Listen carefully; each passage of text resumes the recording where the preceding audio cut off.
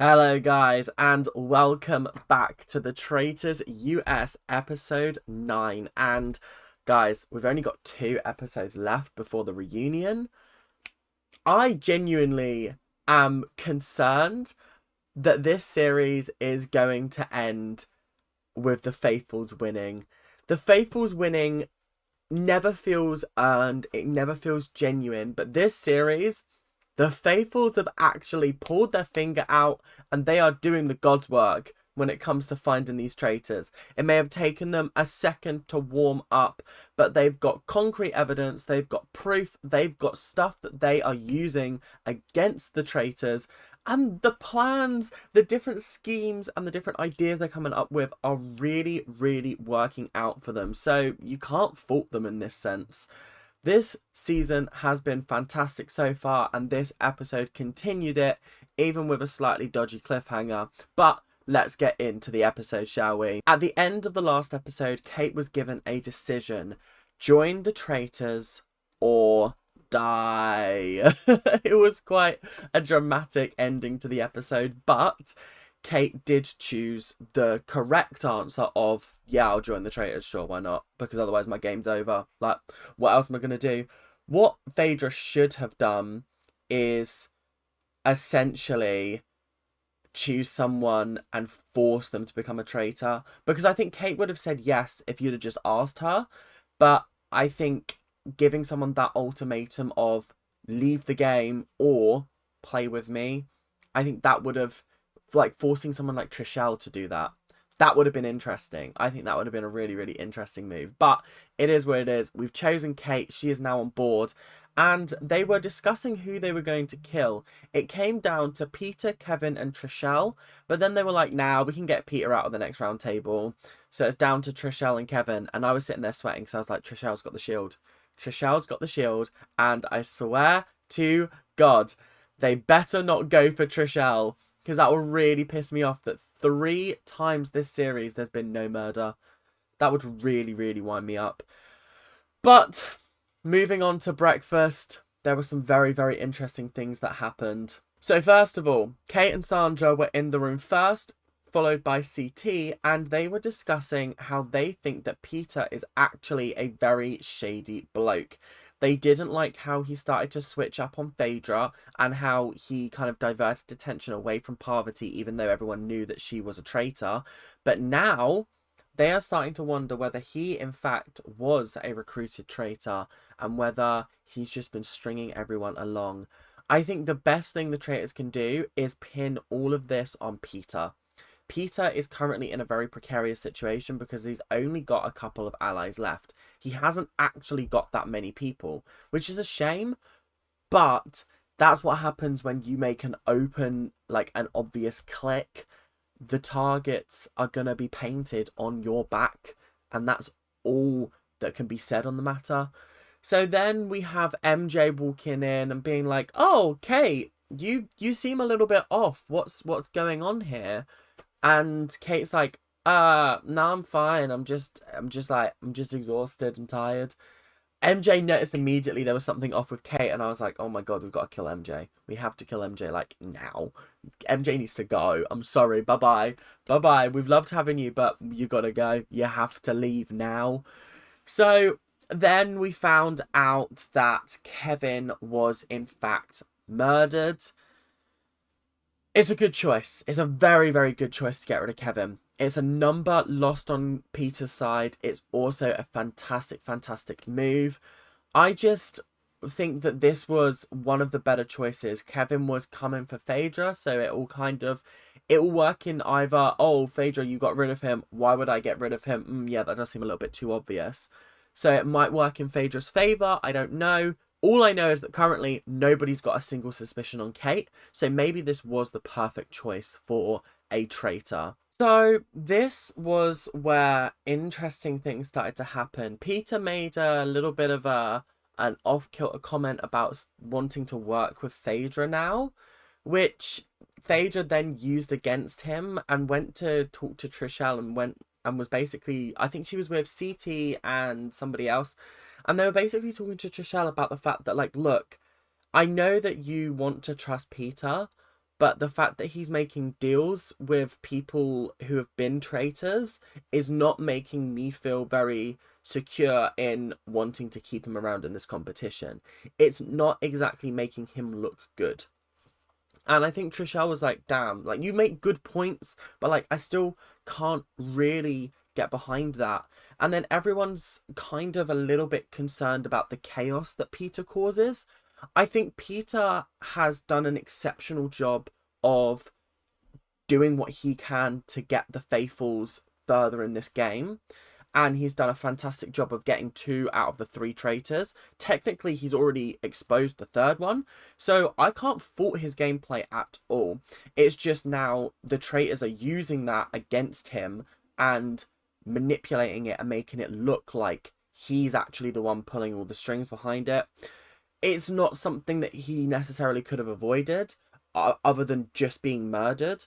But they've kept him around as a little bit of a scapegoat. And I think that's smart. I think that is the smartest play here, is to keep him around, because surely if this person is being out loud, bold, and naming traitors at every single turn, and then he gets killed off, it proves him right.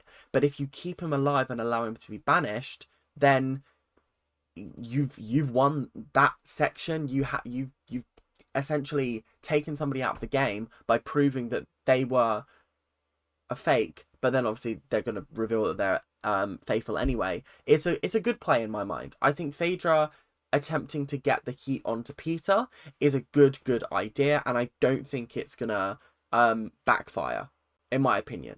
I think they're going to get him out at this round table, but obviously that remains to be seen. So, in this episode, it was the glass pane shooting challenge. It's always an interesting one because it really shows who isn't friends with who is targeting who.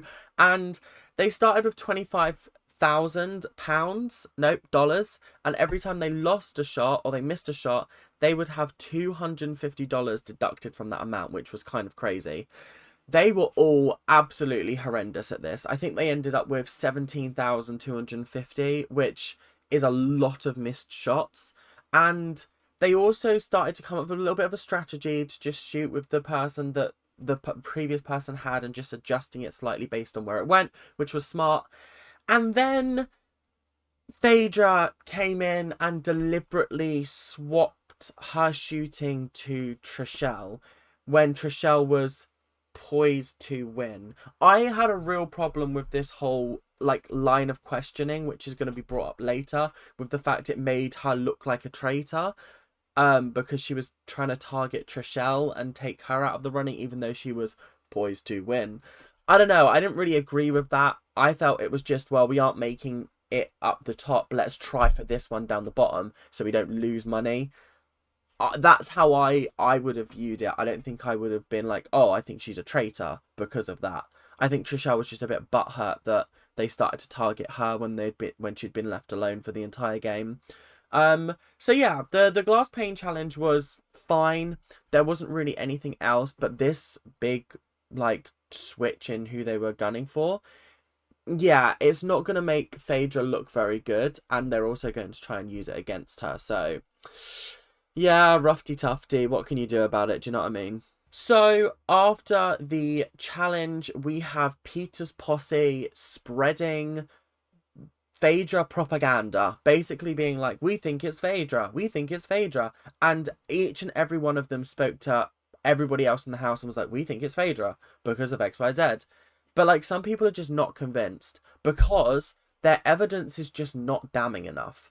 It's not proper, concrete, this makes her a traitor. It's just like, oh, she targeted me in the challenge, that makes her a traitor. Oh, her eye twitches when she talks, that means she's a traitor. It's like, I just don't feel like it is genuine, hard-backed evidence.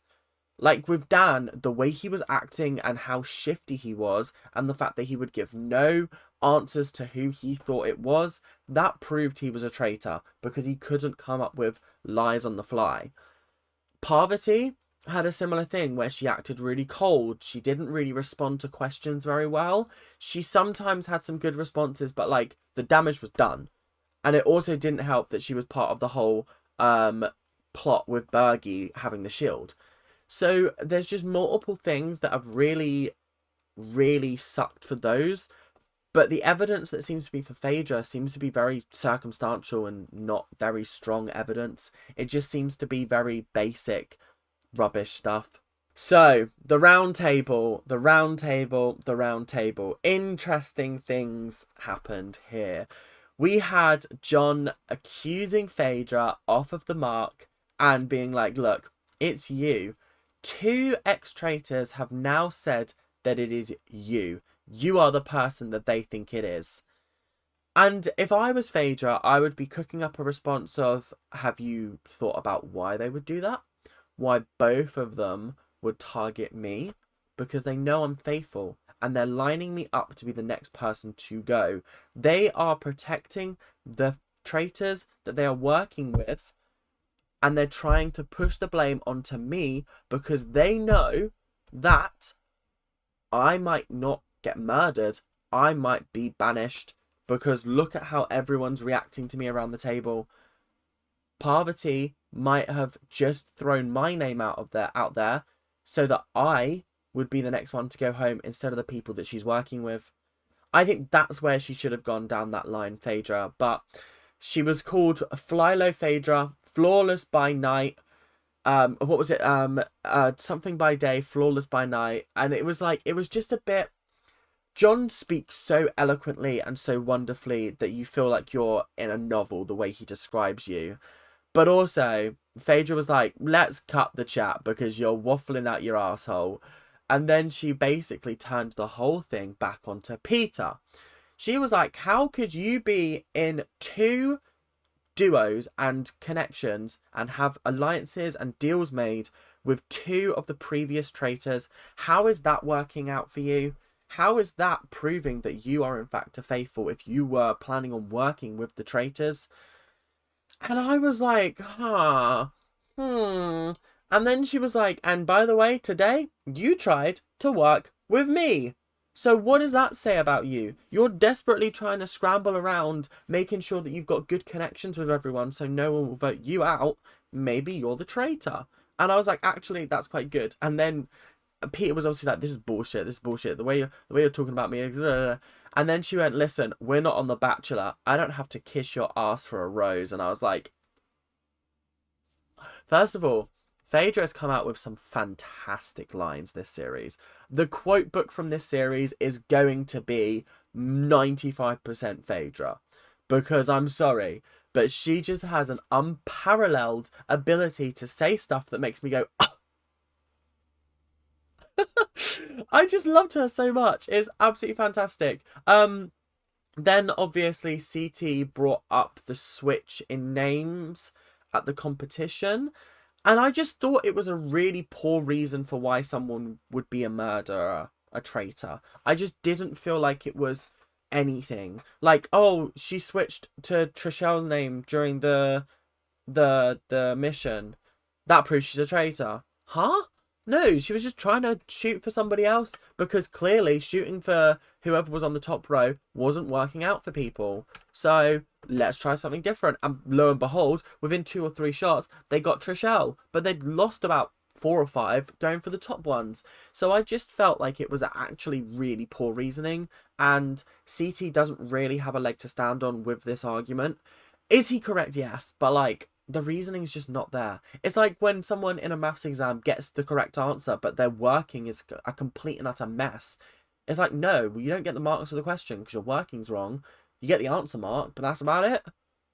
Then, this was where Peter started to lay out his strategy about why he wanted to keep Parvati around, and actually, he makes a very, very good, solid, grounded point of, if we were so confident that Parvati was a traitor, why would we not want to keep her around?